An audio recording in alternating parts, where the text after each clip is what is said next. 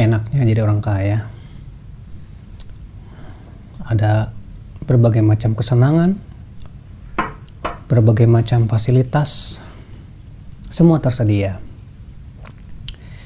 Tapi apa tidak boleh ya kita berangan-angan jadi orang kaya? Kata siapa tidak boleh? Boleh-boleh saja. Apalagi berangan-angan untuk kebaikan. Rasulullah SAW bersabda, "Aktsiru minat tamanni fa innahu minad du'a." Perbanyaklah untuk berangan-angan karena itu termasuk doa.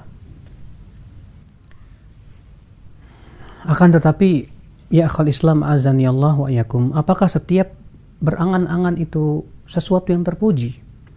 Tentu tidak. Berangan-angan yang terpuji adalah apabila angan-angan itu untuk kebaikan.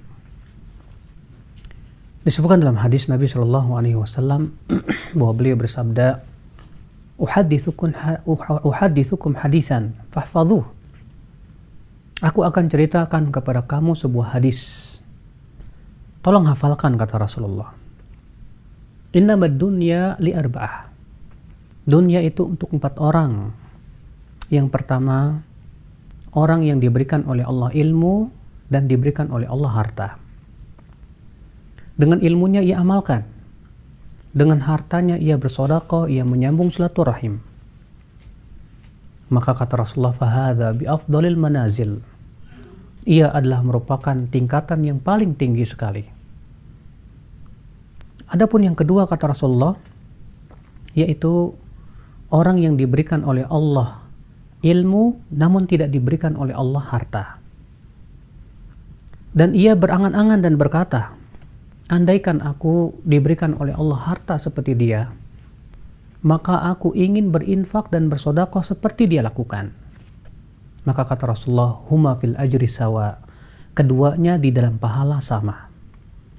Subhanallah, orang kaya ini, orang berilmu ini berkata, andaikan aku punya harta, andaikan aku jadi orang kaya, aku akan berinfak seperti dia berinfak. Maka kata Rasulullah, keduanya di dalam pahala sama. Sementara yang ketiga kata Rasulullah, rajulun u'tiya malan walam yu'ta ilman. Orang yang diberikan oleh Allah harta tapi tidak diberikan oleh Allah ilmu. Lalu kemudian hartanya diinfakkan di jalan syaitan. Dia menghalang-halangi manusia dari jalan Allah. Maka ini orang yang paling buruk kata Rasulullah. Kemudian ada orang kata Rasulullah yang keempat, tidak diberikan oleh Allah ilmu, tidak diberikan oleh Allah harta, tapi niatnya pun buruk. Dia berkata, kalau aku diberikan kekayaan, kalau aku jadi orang kaya, aku akan berbuat buruk seperti orang kaya itu berbuat buruk. Maka subhanallah kata Rasulullah, keduanya dalam dosa sama. Lihat ya akhi, Rasulullah SAW mengatakan bahwa dunia itu untuk 4 orang ini. Yang pertama orang yang diberikan ilmu dan harta, maka ini adalah orang yang paling baik. Yang kedua orang yang diberikan ilmu tapi dia punya keinginan yang baik, angan-angan yang baik. Andaikan aku menjadi orang kaya seperti dia, ya aku akan berinfak seperti dia berinfak. Maka apa kata Rasulullah? Ya keduanya di dalam pahala sama. Inilah angan-angan yang kita diperintahkan untuk memperbanyaknya. Itulah angan-angan yang disebutkan oleh Rasulullah, aktsiru minat tamanni. Perbanyaklah angan-angan. Kata Rasulullah, fa innahu minad du'a, karena ia termasuk berdoa. Akhul Islam a'azani Allah wa iyyakum. Oleh karena itu disebutkan dalam hadis lain yang dikeluarkan oleh Imam Bukhari dan Muslim dan yang lainnya, Rasulullah SAW bersabda, la hasada illa fitnatain. Tidak boleh kita hasad kecuali di dalam 2 perkara. Kecuali kepada 2 orang. Kepada siapa? Yang pertama, rajulun atahu Allahu malan fahuwa yunfiquhu fi sabilillah ana al-lail wa ana an-nahar. Yaitu orang yang diberikan oleh Allah harta, kekayaan, lalu ia infakkan di jalan Allah ya sehari semalam. Lalu orang itu berkata, kalau aku diberikan kekayaan seperti dia, aku ingin berinfak seperti dia. Yang kedua, kata Rasulullah, kepada orang yang diberikan oleh Allah ilman, fahuwa yaqdi biha, ya, lalu ia pun menghabiskan waktunya untuk ilmu, mengajarkan dan mengamalkan.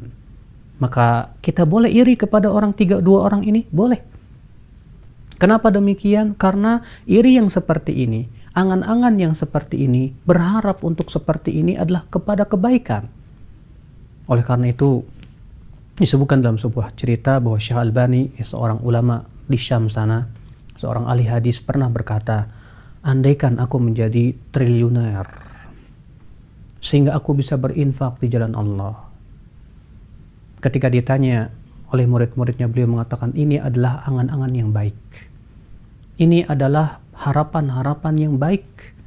Berharap jadi orang kaya bagus, akan tetapi tujuannya untuk kebaikan, yaitu berlomba-lomba dalam kebaikan. Makanya ya akhal Islam azanillah wa iyyakum, sebatas kita berangan-angan, itu tidak kita katakan baik atau buruk, sampai kita lihat apakah angan-angan tersebut adalah sebuah kebaikan atau tidak.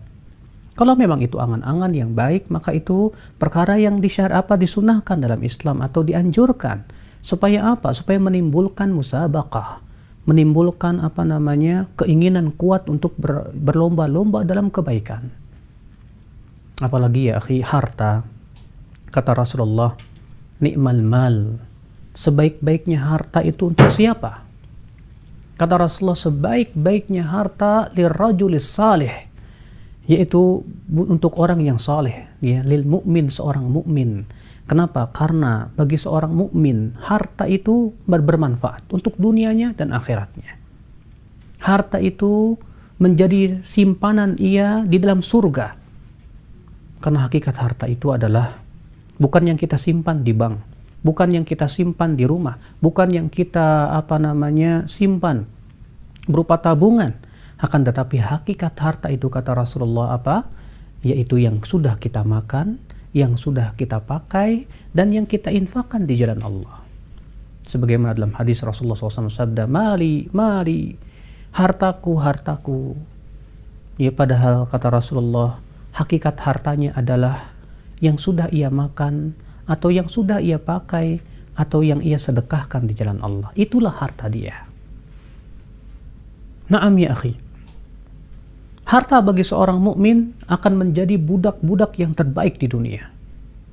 Karena harta hakikatnya adalah kalau dia menjadi budak, ia bisa kita pakai untuk fisabilillah. Ya, untuk membangun sebuah dakwah, untuk memberikan bantuan kepada fakir miskin. Ya, terkadang kita lihat kaum muslimin sudahlah miskin hartanya, miskin pula imannya.